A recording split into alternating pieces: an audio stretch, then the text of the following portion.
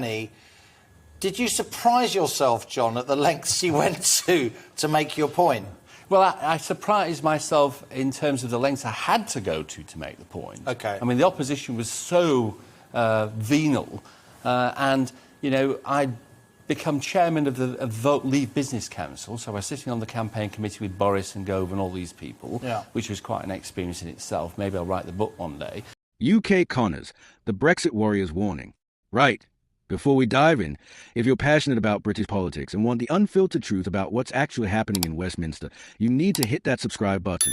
We explore the stories the mainstream media won't touch. New videos every week. Let's go. There's a man sitting somewhere in Britain right now who essentially blew up his own career to be proven right. Not many people have the guts to do that. John Longworth had it all.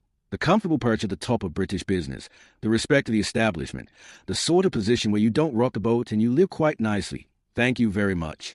And then he looked at the European Union and decided none of that mattered anymore. This is a story of how one former supermarket executive became one of Brexit's most polarizing and uncompromising voices, and why is now sounding the alarm louder than ever about where Britain's actually heading. Picture this.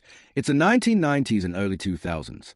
John Longworth has spent decades at Tesco and Asda, climbing the supermarket ladder, getting sent to the Amazon to hunt for soybeans, witnessing emerging economies exploding with growth while Britain slowly trundles along. He sees Asia. He sees what real prosperity looks like.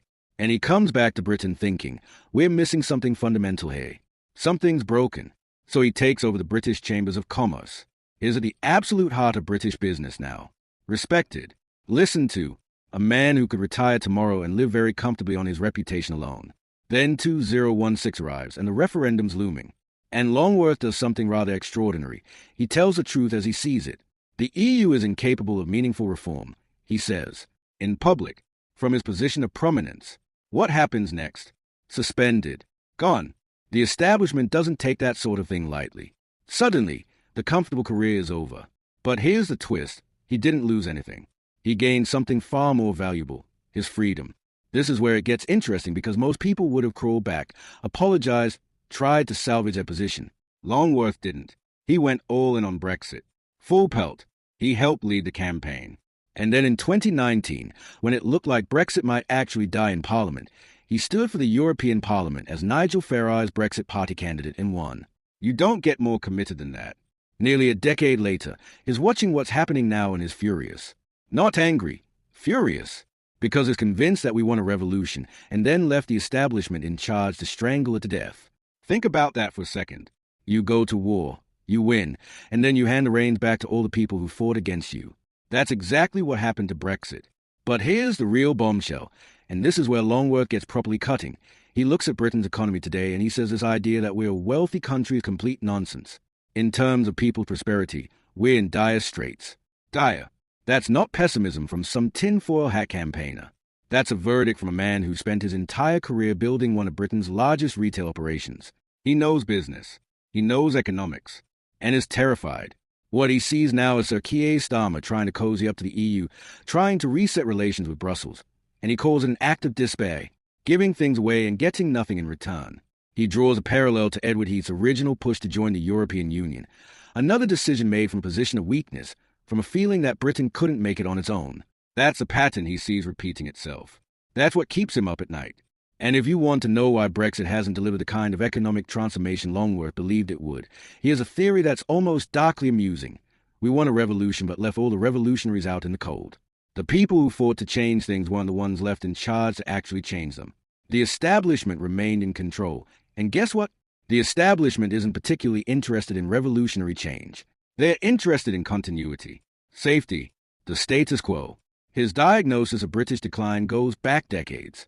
When he was traveling the world, he'd come back to Britain and essentially say, we need to wake people up to what real growth actually looks like.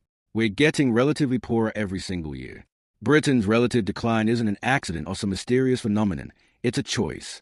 A structural choice made by people without vision. And that's a damning indictment from someone who's actually worked inside British business at the highest levels. Then there's the diplomatic side of his story, which is almost comical if it weren't so revealing. Before the 2016 referendum, Longworth visits embassies to make his case for Brexit. At the French embassy, he gets vitriol. Vitriol. At the German embassy, he finds establishment figures openly plotting to undermine the Leave campaign. He sits next to a senior BBC person who's so prejudiced against Brexit they can barely hold a conversation. So he gives a speech and walks out. That's the kind of moment that tells you something about the depth of the establishment consensus against leaving the EU. He knew, deep down, that speaking his mind would probably destroy his career. He admits it. He had a deep suspicion it might not end well. And he was right. His stance drew the fury of Downing Street at the time. But here's the thing. He did it anyway. Most people don't. Most people see the economic and professional landmine in front of them, and they politely stay silent. Longworth didn't. That's either principle or recklessness depending on your perspective. But you can't say he didn't know what he was getting into. After the referendum, he partners with Richard Tice to launch Leave Means Leave, a pressure group dedicated to ensuring Brexit actually happens. Years go by. Theresa May becomes Prime Minister and, in Longworth's assessment, is a terrible Prime Minister trying to negotiate a deal that nobody actually wants. Gridlock. Second referendum campaigns gain momentum. The whole thing looks like it might unravel. Then 2019 happens. The Brexit Party enters the race. Longworth stands for the European Parliament. They win. He actually gets to Brussels. And even when he arrives in Brussels, even as an MEP representing Britain in the institution he's been fighting against, he doesn't doubt for a second that Britain made the right call. He calls EU membership an act of despair, something Britain stumbled into because it didn't have the confidence to stand alone. His time in Brussels is brief. He and Farage have a falling out. Longworth believed the Brexit Party should concentrate on winning 20 or 30 Westminster seats in the general election, but Farage had other ideas. Longworth loses a whip for repeatedly undermining the party line. So he jumped ship to Conservatives because his number one priority was getting Brexit done, and he thought Boris Johnson could deliver that. And to be fair, Johnson did get Brexit over the line. But then everything else happened. Johnson was a disaster for the country and the Conservative Party, according to Longworth. He triggered the migration crisis. He pushed net zero madness.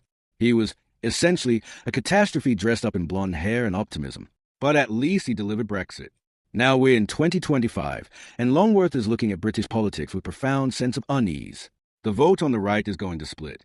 Labour might win again, possibly with Liberal Democrat support, and is genuinely worried that if all the right-wing parties don't put the national interest first, they'll prove that what they are really made of is personal ambition and power-seeking. That's not political commentary. That's a man who's dedicated a significant portion of his life to a cause looking at the machinery of power and seeing pure self-interest. What would actually fix this? According to Longworth, one thing alone would transform the British economy: scrapping net zero madness, open up drilling for North Sea oil and gas, bring back fracking, then shrink the state, cut taxes, and watch what happens. His convinced people would be amazed at how quickly things change. That's his diagnosis. That's his solution. Whether you agree with it or not, it's coherent and it's based on a lifetime of experience in business and economics. But there's something else that bothers him deeply about British governance. Most of the people making decisions in Whitehall have minimal business experience. They don't understand competition. They don't understand what it takes to survive and thrive when you're under constant pressure to innovate and deliver value. Supermarkets do. Before supermarket became dominant, manufacturers dictated consumers what they could have. Supermarkets changed that dynamic completely. They became advocates of the consumer, telling manufacturers what to actually make. That's market pressure at work. That's real efficiency. Whitehall has none of that. There's no internal competition whatsoever. There's just power, budget allocation, and institutional interests. He grew up in Bolton in a terrace house next to a mill. His father was in the IAF and managed a dairy. He was the first in his family to go to university, studying environmental sciences and then atmospheric physics. He wasn't born into the establishment. He climbed his way up through sheer competence and drive. And when Keith Joseph, Margaret Thatcher's intellectual guru, spoke at his university, Longworth was electrified. He remembers it as genius, absolutely inspiring. That's the intellectual tradition he comes from: conviction, principle, a belief that big thinking can actually change a country. His great fear now is that Britain gets locked into an economic doom loop, stuck in managed decline with no way out. But his memory of Britain escaping the chaos of the 1970s gives him hope that something could actually change. He's not a pessimist by nature. He's just someone who sees what's happening and thinks we're making terrible choices. Interestingly, he chairs the Independent Business Network now, championing family-owned businesses and trying to seize the opportunities that Brexit is supposed to provide. He still believes those opportunities exist. He's still fighting, just not in Parliament, not through party politics, but through business advocacy and commentary. Would he stand for election again? No. Would he take a peerage as business spokesperson? He'd accept it reluctantly, though he thinks it's highly unlikely to happen. He's made his peace with being an outsider, but he hasn't made his peace with what he sees as Britain's failure to capitalize on its freedom. That's the story of John Longworth, a man who had security, respect, and professional comfort, who chose to risk it all for what he believed in, who's watched his vision get captured and diluted and politically neutered, and who's still standing here, years later, saying, "We can do better. We must do better. We're capable of so much more than this managed decline we're accepting." The question isn't whether he's right or wrong about the specifics. The question is, why is someone with his track record, his intelligence, his genuine belief in Britain's potential, sitting outside the halls of power watching decisions that he believes are catastrophic? That's not a comment on Longworth. That's a comment on us. If you've made it this far, you clearly care about what's actually happening in British politics. So please, hit subscribe. We're diving deeper into these stories every single week. The real stories, not the sanitized version you get through conventional outlets. Share this with someone who needs to hear it. And join us next time when we explore another angle of what's actually happening at the heart of British power. Because trust me, there's much more to unpack. Cheers for watching UK Connors. See you next time.